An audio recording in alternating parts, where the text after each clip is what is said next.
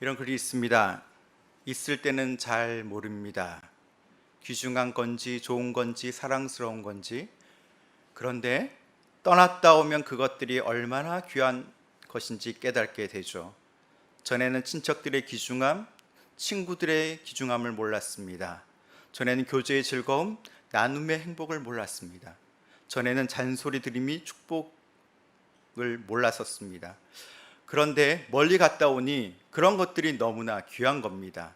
형제들, 친구들, 이야기 나눔, 잔소리 들음. 이런 것들이 너무나 귀한 행복이고 축복임을 새록새록 느껴집니다.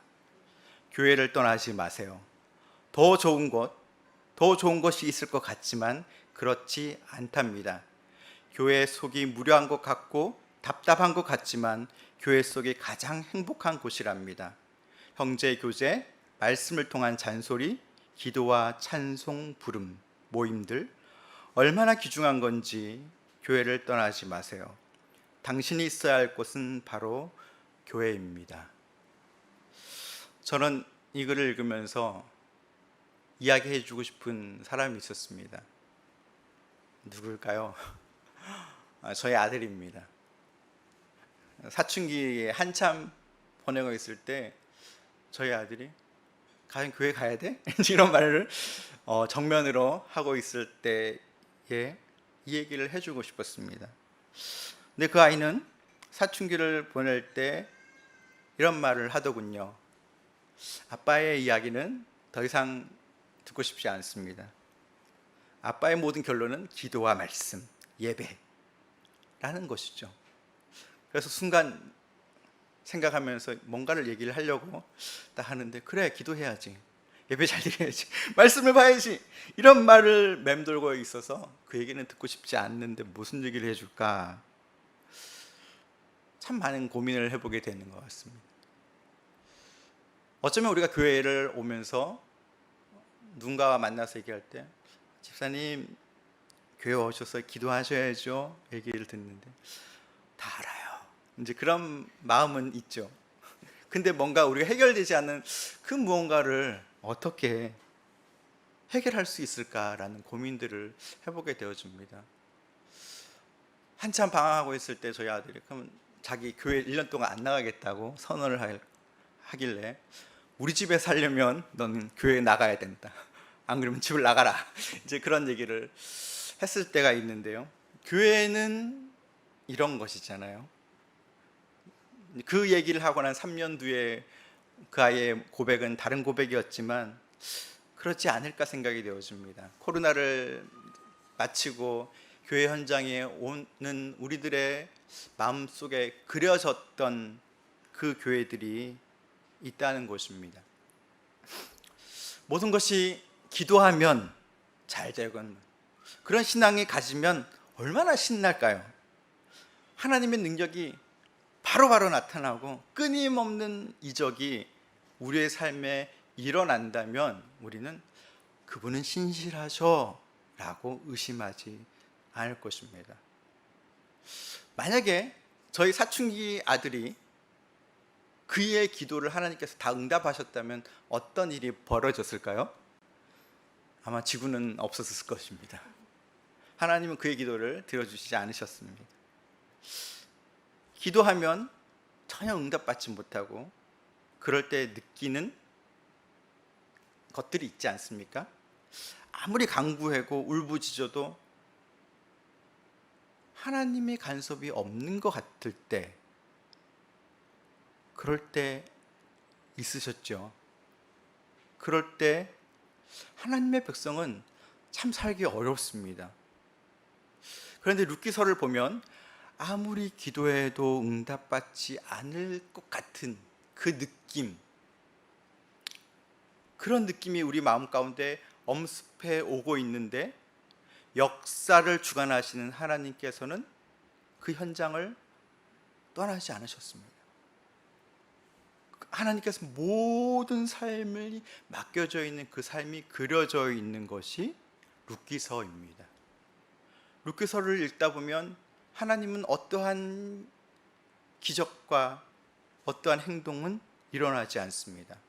하지만 그 속에 믿음의 사람들이 어떻게 일하고 있는지, 그들을 통해서 하나님의 역사가 어떻게 끌고 가고 있는지는 룻기서가 잘 보여주고 있습니다. 룻기서의 1장에 나오는 한 가족의 이야기를 우리가 알고 있습니다. 나오미의 가족이죠. 나오미는 남편과 함께 두 자녀와 함께 먹을 것이 없어서 모압 땅에 내려왔었는데 지금은 고향을 그리워하고 있습니다. 베들레헴이 생각나고 있습니다. 그 땅 베들레헴, 그런데 가고 싶지만 갈 수가 없습니다. 형편이 좀 나아지면 그러면 가야지 라고 하는데 형편은 계속해서 그리 좋지 않은 상태가 되었죠. 그런데 룻기 1장 5절에 보면 여호와께서 자기 백성을 돌아보셔서 그들에게 양식을 주셨다 하는 소식이 들려옵니다. 맞다. 하나님의 땅 베들레헴, 하나님 땅 베들레헴의 긍휼의 하나님이 식량을 주셨대. 그 고향에 나도 가면 어떨까라는 생각을 가지게 됩니다. 고향을 생각하니, 베들레헴을 생각하니, 그곳에 계셨던 하나님을 생각하니 마치 교회를 떠났다 돌아왔던 앞에 사람의 고백처럼 베들레헴은 그런 곳이었습니다. 그래서 결심을 하고 베들레헴을 향해서 도착했습니다. 그런데 그곳에 돌아갔지만 그의 인생의 전환점은 찾아올 수 없었습니다. 여전히 인생의 나락을 끝에서 경험하고 있는 그 삶을 여전히 느끼고 있었고, 그의 옆에 있는 이방인 며느리와 함께 그곳에 왔다는 것입니다. 사람들은 교회 처음 오면 그렇죠. 야, 반갑습니다라고 이렇게 하는 것처럼 사람들은 나오미를 환영했습니다.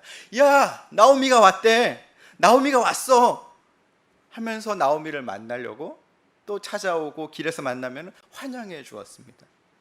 나오미의 마음은 어땠을까요? 여러분들이 그 자리에 있었으면 어떤 이야기를 해주고 싶으세요? 나오미는 이렇게 이야기합니다. 나를 나오미라고 부르지 마십시오. 나를 마라라고 부르십시오. 왜냐하면 전능자 하나님이 나를 심히 괴롭혔기 때문입니다. 나오미는 지금 긍휼의 하나님을 기억하면서 베들레헴 땅에 돌아왔지만 자신의 형편에 대해서는 이렇다라는 것들을 너무 편안한 고향 사람들에게 한탄할 수 있었습니다. 이들에게 펼쳐진 상황이 어떤 것일까요? 이제 그것이 2장에 펼쳐져 있는 본문의 말씀입니다. 이들이 펼쳐져 있는 이 상황 가운데 그들에게 주어졌던 하나의 기적과 같은 소식은 그 땅이 보리 추수를 시작했다는 것입니다. 추수가 시작되었다는 것은 먹을 것이 있다라는 것이죠. 먹어야 살지 않습니까? 자, 그런데 이 두 가부에게 어떻게 먹을 것인가 라는 것들이 이 장에 펼쳐져 나가는 이야기죠. 룻기 장은 보아스와 룻이 만나서 이뤄지는 일들이 기록되어지고 있습니다. 하나님의 손길이 펼쳐지고 있다는 것입니다. 하나님은 보이지 않지만 이 말씀을 통하여서 보이지 않는 어떤 손길이 이들의 마음을, 삶들을 움직이고 있고 그들에게 확신을 가질 수 있는 것이 오늘 본문의 말씀입니다. 자, 한번 본문의 말씀을 통해서 함께 말씀을 나누고자 합니다. 첫 번째, 룻과 보아스가 살고 있던 그 모습들을 한번 상황을 이야기해 보려고 합니다. 나오미와 룻은 추수가 시작했을 때 베들레헴에 돌아왔습니다. 어느 사회든지 그 사회에서는 살아가는 방법들이 다 있고 규칙이 있고 법이 있죠. 유대인 땅에는 율법이 있습니다. 아마 나오미는 룻에게, 며느리에게 이 땅에서 살려면 어떻게 해야 되는지 그 율법들을 아마 알려주었을 것입니다.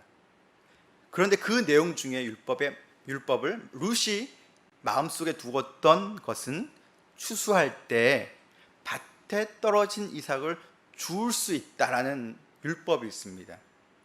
모든 사람에게 주어지는 것이 아니라 특별한 사람, 고아와 가부와 나그네처럼 가난한 사람에게 허용되어졌다는 것이 율법 규정에 있었습니다. 그렇다고 모든 상황 가운데서 이것이 주어진 것이 아니라 밭주인이 이삭을 줍는 것을 허용했을 때 가능하다는 것을 룻이 마음속에 기억하고 있는 것입니다. 2절 말씀을 제가 읽어보겠습니다. 모압 여인 룻이 나오미에게 이르되 원하건대 내가 밭으로 가서 내가 누구에게 은혜를 입으면 그를 따라서 이삭을 줍겠나이다 하니, 자, 은혜를 입으면 이삭을 주울 수 있지만 은혜를 입지 못하면 주울 수 없는 상황에 있고요. 그것을 시어머니에게 어머니, 저가 밭의 주인에게 허락을 받고 이삭을 주워 오겠습니다 라고 나갔습니다. 넓은 밭을 보면서 어디로 가야 될까 딱 보는데 한 밭이 보였습니다. 그리고 그 밭으로 들어갔습니다. 룻이 들어갔던 그 밭은 보아스의 밭이었다고 합니다. 3절 말씀에 룻이 가서 베는 자를 따라 밭에서 이삭을 줍는데 우연히 엘리멜렉의 친족 보아스에게 속한 밭에 이르렀더라. 여기서 우리가 주목할 단어가 있습니다. 우연이라는 단어입니다. 우연히 들어간 밭이 보아스라는 사람의 밭이었습니다. 그러면 보아스는 누굴까요? 1절에 보면 보아스는 나오미의 남편 엘리멜렉과 친척이라는 것입니다. 그의 재산을 살릴 수 있는 유력한 자라는 것입니다. 잘만 도움을 받을 수 있다면 이 집안이 다시 살아날 수 있는 그러한 특별한 위치에 있는 사람, 보아스 밭에 갔다는 것입니다. 그런데 이 일을 우연이라고 일어났다고 합니다. 룻은 우연히 일을 얻죠. 그런데 이 말씀을 펼쳐보면 우리의 관점에서 보면, 인간의 관점에서 보면 우연이지만 하나님 측면에서 보면 이것은 우연이 아니라 섭리라는 것입니다. 우리가 교회에서 성경 공부를 하죠. 교리 공부도 합니다.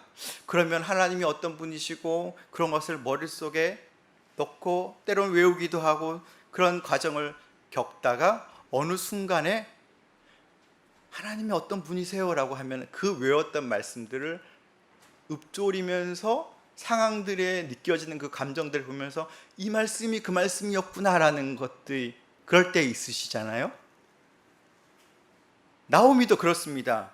이 상황들을 펼쳐보면서 하나님이 누굴까라고 할 때 그가 2장 20절에 이런 고백을 해봅니다.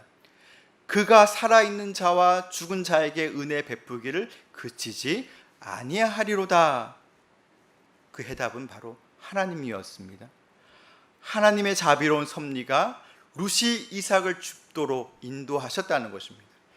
지금 룻이 보아스 밭에 우연히 있을 수 있었던 것은 침묵하시는 그 하나님이 침묵하시는 것이 아니라 모든 것을 섭리하고 계시고 그 하나님의 은혜가 작동하고 있다는 것은 룻기 2장에서 계속해서 보여주고 있다는 것입니다. 그리고 4절을 제가 한번 읽습니다. 마침 보아스가 베들레헴으로부터 와서 베는 자들에게 이르되 여호와께서 너희와 함께 하시기를 원하노라 하니 그들이 대답하되 여호와께서 당신에게 복 주시기를 원하나이다 하니라. 첫 단어가 무엇입니까? 여기는 또 마침이라는 단어가 나옵니다. 그때 보아스가 베들레헴에 와서 그 밭에 들어왔다는 것입니다. 룻이 베들레헴에 돌아왔을 때, 그리고 추수가 시작되어졌을 때 식량을 해결하러 그 밭에 왔는데 우연히 그 밭에 들어왔는데 보아스는 마침 그 밭에 또 들어왔습니다. 자, 우연히와 마침, 이 단어가 정말 우연일까요? 룻기 말씀을 계속 읽다 보면 이것이 우연히 아니라는 것들을 보게 되어집니다. 하나님의 의도하신 것을 보게 되어지고 그 강조점을 찾아갈 수 있습니다.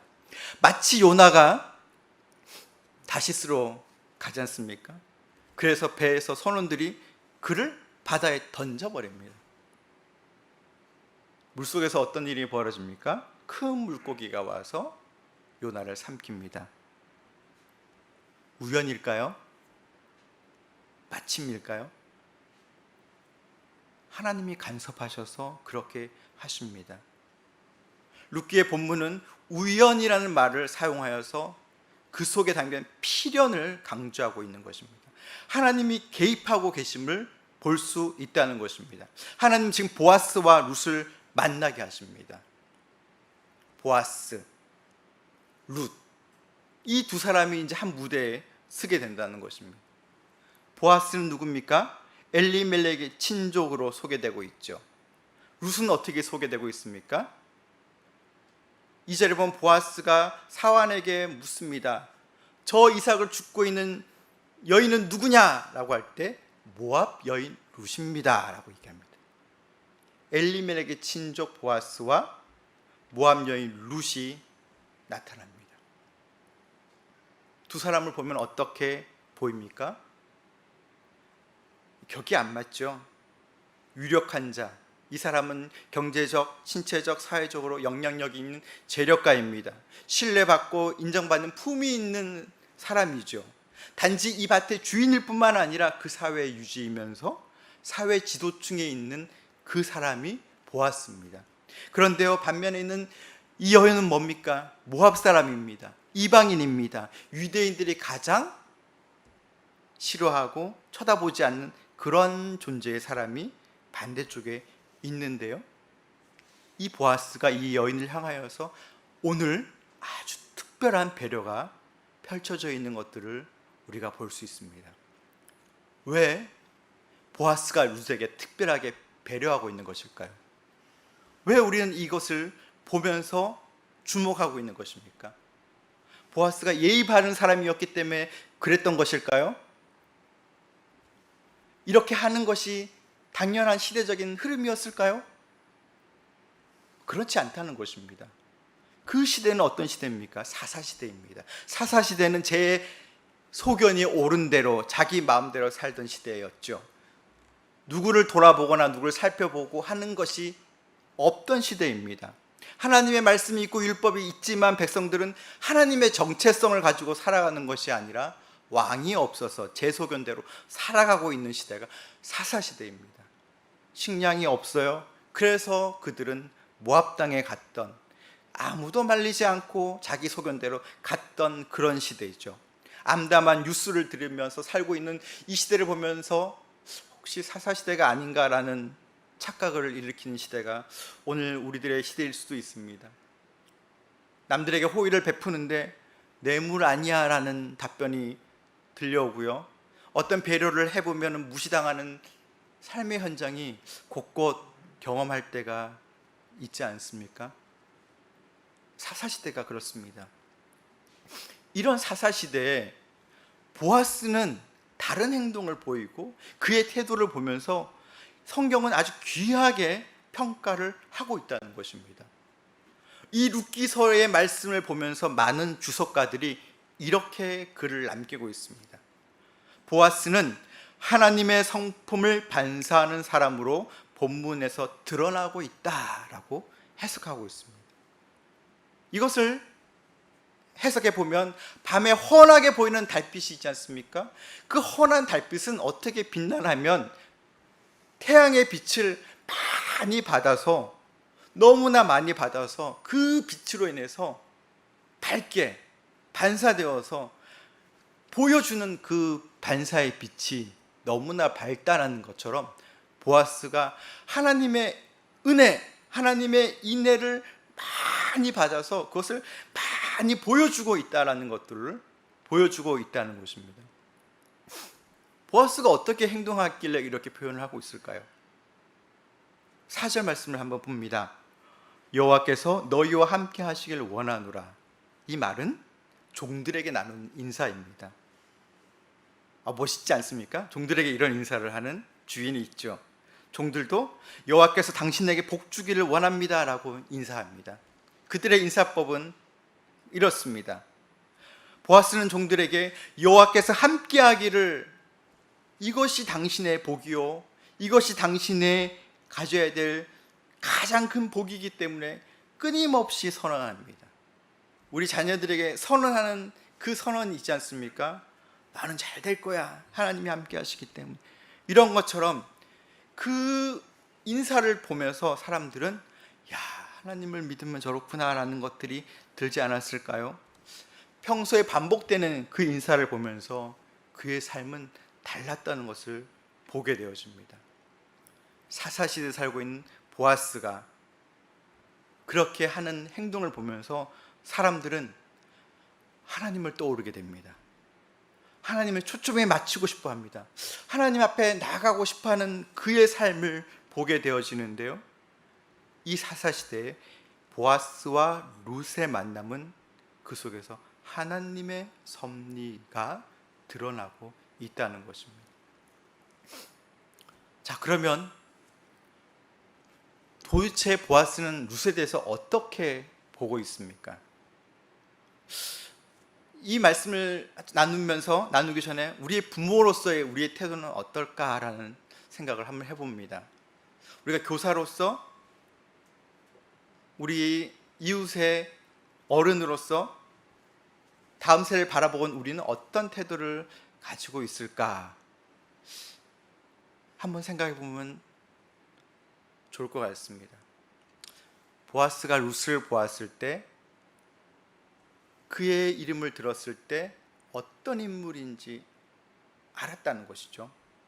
보아스가 베들레헴에 와서 가족들과 하면서 나오미 누구 왔대라는 정보들을 다 들었고, 또 사안을 통해서 저 여인이 누구냐라고 했을 때 모압 여인이라는 것들을 알았습니다. 그리고 그가 룻에 대해서 어떻게 얘기하는지를 우리가 본다면 11절에 기록되어 있는 말씀입니다. 보아스가 그에게 대답하여 이르되 내 남편이 죽은 후로 내가 시어머니에게 향한 모든 것과 내 부모와 고국을 떠나 전에 알지 못하던 백성에게로 온 일이 내가 분명히 알려졌느니라. 이 사실을 알고 있던 보아스는 룻을 처음 대할 때 이렇게 말하죠. 8절에 보면 보아스가 룻에게 이르되 내 딸아 들으라, 이삭을 주우러 다른 밭으로 가지 말며 여기서 떠나지 말고 나의 소녀들과 함께 있으라. 내 딸들아, 참 그 단어에 인간미의 따뜻함이 느껴지지 않습니까? 정말 룻을 단순한 값싼 동정심으로 대하는 것이 아니라 룻이 수치심을 느끼거나 어떤 굴욕감을 느끼지 않도록 최대하게 친밀하게 말을 한 것들을 우리가 봐도 느껴지지 않습니까? 우리는 가끔 저희가 어떤 건물이나 단체를 가게 되면 대표님들이 나와서 이렇게 인사해 주시잖아요. 환영합니다. 이제 저희 오신 것을 환영하고 마음껏 편안하게 보시고 질문도 해주세요라는 질문을 받고, 이제 대표님이 사라지고 난 다음에 이제 방문을 하면 들어가면은 반응이 어때요? 저 사람 뭐야? 이제 그런 반응이 보일 때 되게 뻘쭘해지고 어떻게 행동해야 될까? 그런 고민을 혹시 해보신지 않으셨을까요? 저는 이제 그런 고민을 해본 적이 있습니다. 분명히 대표님을 마음껏 보라고 말씀해 주셨는데 저분들은 나를 막 닭 보듯이 하는 것 같은, 그래서 어떻게 내가 행동을 해야 되나, 빨리 사장님한테 연락을 해야 되나, 그런 마음들이 들었을 때 보아스는 그런 굴욕감을 룻이 겪지 않도록 이야기했습니다. 룻에게 너 여기 떠나지 마라, 다른 밭에 가지 말고 여기 정착해라. 그리고 얘기한 다음에 사안에게 지시를 합니다. 자, 룻이 지금 이삭을 줍고 있는 그 풍경을 보면 어떻습니까? 맨 앞에 이삭을 베는 사람들이 있습니다.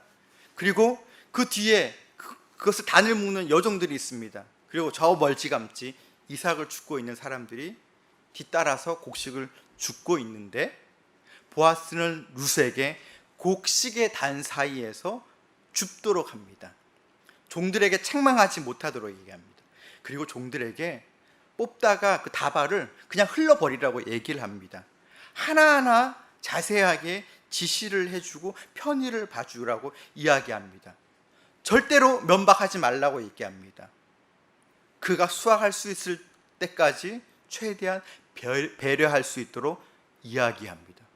그랬더니만 룻이 그 하루에 주순 곡식이 한 에바라고 17절은 기록합니다. 그 한 에바는 23리터라고 얘기하는데 보통 기름 한 통의 양이라고 합니다. 그 양은 일반 사람이 줄 수 없는 곡식의 양을 룻이 줄 수 있도록 해줬다는 거예요. 보아스가 배려해줬다는 거예요. 그뿐만 아니라 9절에 보면 소년들에게 룻을 건들지 말라, 그의 신변을 확실하게 책임져 주면서 물이 마시고 싶으면 가서 물을 마실 수 있도록 고난을 주었습니다. 룻을 이방인으로 보지 않고 가족으로 여겼고 식사의 자리까지 초대하면서 나아갔다는 것입니다. 하나님은 우리를 어떻게 대하시죠? 과거에 우리가 만난 하나님을 생각해 보면 하나님은 한마디로 던지지 않으셨고 차근차근 조근 항목까지 우리를 배려해 주셨던 그때가 기억나십니까? 하나님은 이렇게 역사하시는 분이십니다. 그런 모습으로 대해 주셨습니다. 그렇다면 보아스는 어떻게 이렇게 놀라운 은혜를 베풀 수 있을까요? 어떻게 했을까가 참 많이 궁금했습니다. 근데 보아스는 은혜 받은 사람이었기 때문에 그렇게 행동할 수 있었습니다. 세밀하게 모든 것들을 다 마치 우리의 자녀가 이런 대우를 받았으면 좋겠어 라고 할 정도의 그 모델링을 보여주고 있습니다. 보아스가 누구였을까요? 궁금하지 않으세요? 마태복음 1장 5절에 보면 이런 기록이 있습니다. 살모는 라합에게서 보아스를 낳았고 보아스는 룻에게서 오벳을 낳았고 오벳은 이사를 낳았다랍니다. 여기서 얻을 수 있는 것은 보아스의 어머니가 누구라는 것을 알게 됩니다. 기생 라합입니다. 라합은 어떤 사람이었습니까? 하나님의 은혜를 갈망했던 사람이었죠. 그래서 새로운 삶을 살아갔던 여인입니다. 이방 여인으로서 그 거룩한 하나님의 백성으로의 삶이 어떤 것인지, 그 복이 얼마나 큰지, 그리고 그것을 보아스에게 보여주었다는 것입니다. 라합의 가르침을 통하여서 보아스는 사람의 인종이나 배경을 외모로 취하지 않았습니다.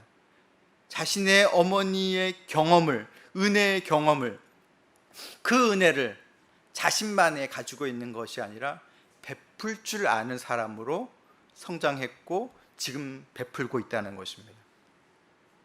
하나님의 은혜를 받은 자는 하나님의 은혜를 베풀 수 있고 그 축복의 사명을 감당할 수 있습니다.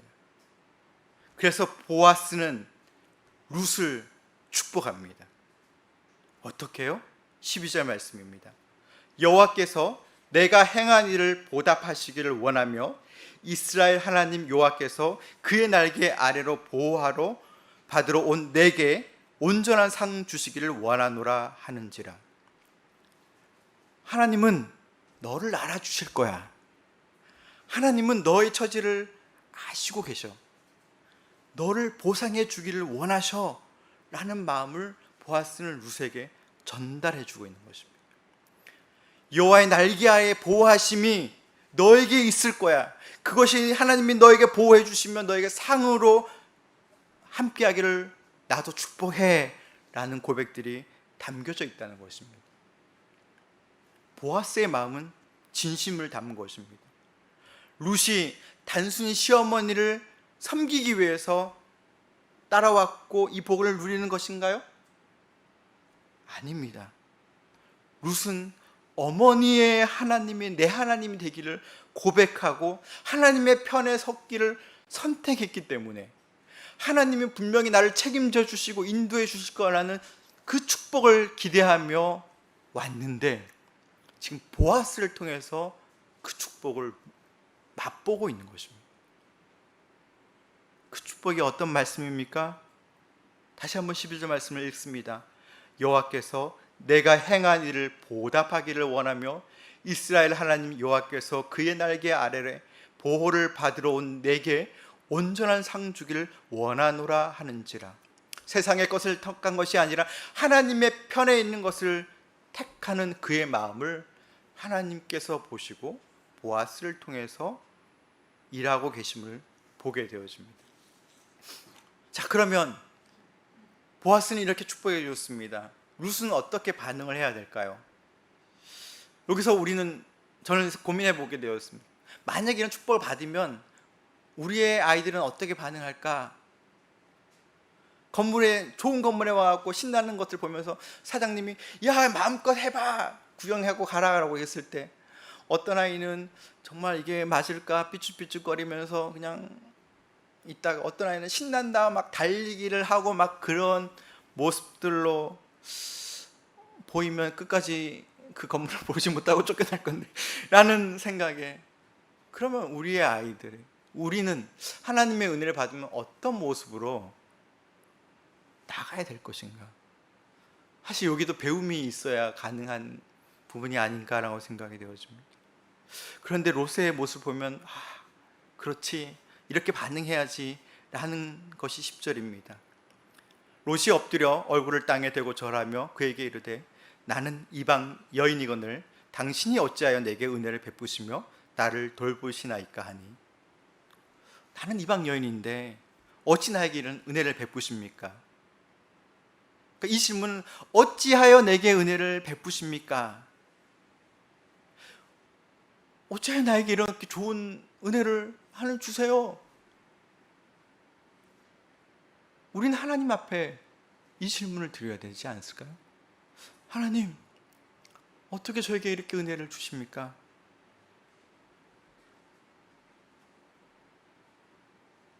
이스라엘 백성들이 광야에서 어려움을 겪습니다. 하나님이 문제를 해결해 주시죠. 시간이 지나서 이스라엘 백성이 또 어려움을 겪습니다. 똑같이 너희들은 나의 백성이야 이렇게 말씀을 했는데 그들이 반응은 원망과 하나님을 떠나겠다고 외치는 모습이 또 나타납니다. 하나님의 놀라운 그 전능하신 모습들을 또 보여주면서 문제가 해결이 되고 또 문제가 나오면 여전히 나와 있는데 우리는 우리 앞에 펼쳐져 있는 문제 앞에 어찌하여 내게 은혜를 베푸십니까? 라고 하나님께 조용히 기도해야 되지 않을까요? 하나님 나에게 어떤 걸 주시려고 이 상황에 저가 놓여져 있을까요? 어떤 기적을 펼치실 것입니까?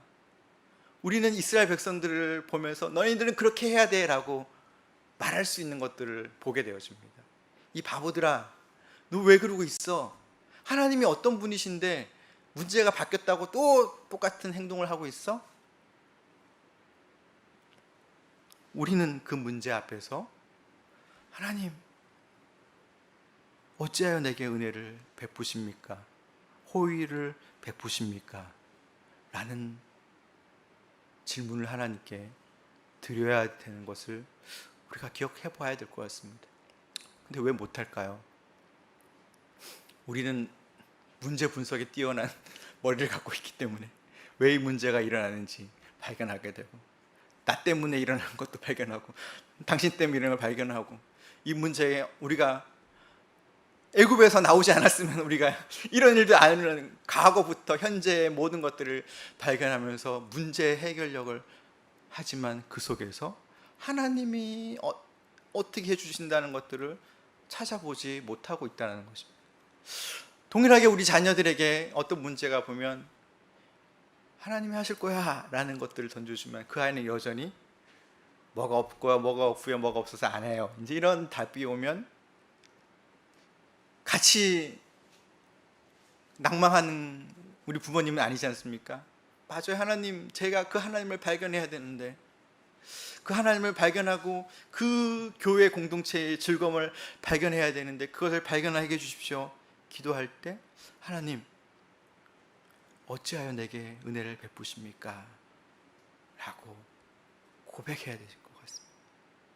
룻은 이렇게 반응합니다. 13절입니다. 룻이 이르되 내 주여 내가 당신께 은혜 입기를 원하나이다. 나는 당신의 하녀 중에 하녀와도 같이 못하오나 당신이 이 하녀를 위로하시고 마음을 기쁘게 하는 말씀을 하셨나이다 하니라. 내 주여 내가 당신께 은혜 입기를 원하나이다. 덧풀어서 얘기하면 내 주여 내가 당신께 은혜 입기를 원합니다. 나는 당신의 은혜를 입어야만 살 수 있는 사람입니다 라는 것입니다. 그렇습니다. 우리는 하나님의 은혜를 입어야만 살 수 있는 존재이죠. 롯은 보아스를 통해서 자신의 얼마나 외로웠겠어요. 얼마나 많은 위로가 필요했겠어요. 얼마나 하나님의 위로가 그 가운데 갈망했겠습니까? 그 상황 가운데 보아스의 그 위로를 통해서 이곳이 하나님의 위로구나 라는 것을 그는 발견하게 됩니다. 이것이 이스라엘 백성들이 하나님에게 주시는 위로가 이런 거였구나 라는 것은 룻이 보아스를 통해서 깨닫게 되었습니다. 하나님의 어떤 분이신가 라는 것들을 많은 생각들 통해서 고백하게 되는 것입니다. 고린도후서 1장 3절 4절 말씀에 이렇게 기록되어 있습니다. 찬송하리로다 그는 우리 주 예수 그리스도의 하나님이시요 자비의 아버지시요 모든 위로의 하나님이시며 우리의 모든 환난 중에서 우리를 위로하사 우리로 하여금 하나님께 받은 위로로서 모든 환난 중에 있는 자들을 능히 위로하게 하시는 이시리로다. 하나님 우리를 위로하십니다. 가장 좋은 만남을 통하여서 우리에게 허락하시고 우리의 가정을 통하여서 교회를 통하여서 다음 세대의 우리의 자녀들을 통해서 우리가 그 위로의 사람이 되기를 하나님께서는 기대하고 계십니다. 그러려면 우리가 위로의 은혜를 경험해야 되지 않습니까? 우리는 그 은혜를 경험하셨지 않습니까? 예수님의 십자가의 그 사건과 부활의 사건의 그 말씀을 들으면서 나도 어찌할 바를 모르는 그 속에서 나에게 다가오셔서 위로하시고 치유하셨던 그 하나님을 만났던 그 경험들이 우리 다음 세대에게, 우리 자녀들에게 전달해 줘야 돼. 맛보게 해야 돼. 그래야만 그 아이들이 그것을 기억하며 웅덩이에 빠져 있더라도 일어날 수 있는 은혜가 있게 될 것입니다. 보아스의 말은 룻을 유대인의 공동체로 들어오게 했습니다. 이스라엘 백성의 하나님 앞에 같이 함께 하자고 그의 상처를 싸매주면서 격려해주며 나아가는 것입니다. 하나님은 인간의 관점에서는 우연일 것 같은데 하나님은 이렇게 역사하시고 계십니다. 하나님은 그것을 계획하셨고 그것을 섭리하셨고 그것을 통해서 인도하셨습니다.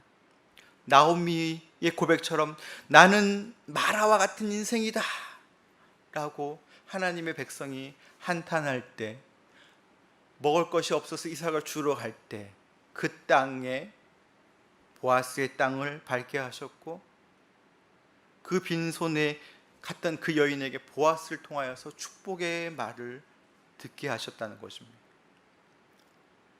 오늘 우리는 하나님이 어떠한 것들을 주시고자 하십니까? 오늘 우리 자녀에게 어떠한 하나님의 은혜를 베푸시고 싶으신 것입니까? 룻기는 하나님의 행위가 전혀 드러나지 않지만 하나님은 하나님의 사람을 통하여서, 믿음의 사람을 통하여서 그것들을 펼쳐나가고 계십니다. 우리가 지금까지 살아왔던 그 은혜를 누리게끔 우리에게 붙여주었던 그 사람이 떠오르고 기억나신다면, 여전히 우리는 다음 세대에, 또 우리 자녀에게, 또 우리 같은 교회 성도들에게 그 일들을 하셔야만 한다는 것이 룻기서에서 나와 있는 말씀이기도 합니다. 청소년들과 청년들이 교회를 많이 떠나고 있습니다. 그렇다면 그들을 잡을 수 있는 방법이 뭘까? 한 어떤 연구가 있었는데요. 그 결과에 중에 하나가 이런 내용이 있었습니다. 청소년들과 청년들이 교회에 나와서 한 사람의 어른에게 이름을 부를 수 있다면, 그 한 사람을 통하여서 너 잘 지내고 있지? 하나님 널 축복해 라는 말을 듣는 누군가가 있다면 그 사람은 교회를 떠나지 않는다라고 얘기를 합니다. 자, 그러면 우리가 청소년들과 청년들이 별로 많지는 않지만 가끔 새로운 애들이 있어요.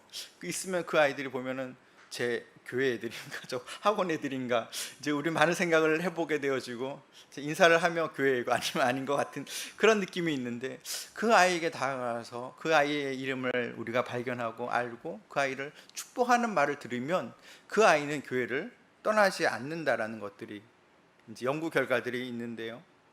그것들을 보면 은혜를 받는다는 것은 저 사람이 누군데 나한테 아는 척을 해? 그 은혜를 누린다는 거죠. 하나님이 우리에게, 우리 가정에게 놀라운 은혜를 주실 때가 있잖아요. 같은 기도 제목을 나누고 기도할 때 하나님이 필요한 부분을 채워주실 그때가 있으시지 않으셨습니까? 우리는 그걸 기대하고 있지 않습니까? 하나님은 내 것의 100%의 역량으로 움직이게 하는 것이 아니라 더 큰 것들을 일하게 하시고, 더 헌신하게 하시고, 더 채워가는 것들을 우리가 가지고 있다는 것입니다. 보이지 않는 하나님의 손길이 있습니다. 이삭을 줍고 있는 룻이 서 있는 그곳에서 하나님은 은혜의 현장을 펼치고 있습니다. 오늘도 우리가 보이지 않는 우리의 가정과 교회와 어떤 현장에서 하나님은 그렇게 계획하고 있으십니다. 때로는 우리가 룻이 되어야 되고, 때로는 우리가 보아스의 역할을 감당해야 될 때, 우리가 기억해야 될 것은 예수님이 나를 위해서 어떠한 모습이었고, 어떠한 나에게 은혜를 주셨고, 어떠한 것을 채워주시는 건가를 우리가 기억을 한다면 우리가 베풀 수 있다는 것입니다. 우리는 우리의 힘으로 살아갈 수 없는 자들입니다. 우리의 계획으로 버틸 수 없는 자들입니다. 그러나 하나님은 하나님의 방법으로 채워주시고 부어주시고 이끌어 나가십니다.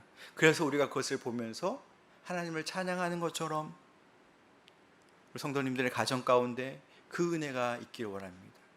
문제 앞에서 나의 모든 판단력을 작동하는 것이 아니라 하나님이 어떤 분이시고 하나님이 어떻게 해주실 것인 걸 기대하며 찬양하며 나갈 수 있는 그 신앙이, 자세가 우리 자녀에게 필요한 것처럼, 그 자녀가 그렇게 살아갈 수 있게 하기 위해서는 그 모습을 우리가 보여준다면 그 아이들은 이 세상 가운데서 그리스도인으로 살아갈 수 있을 것입니다.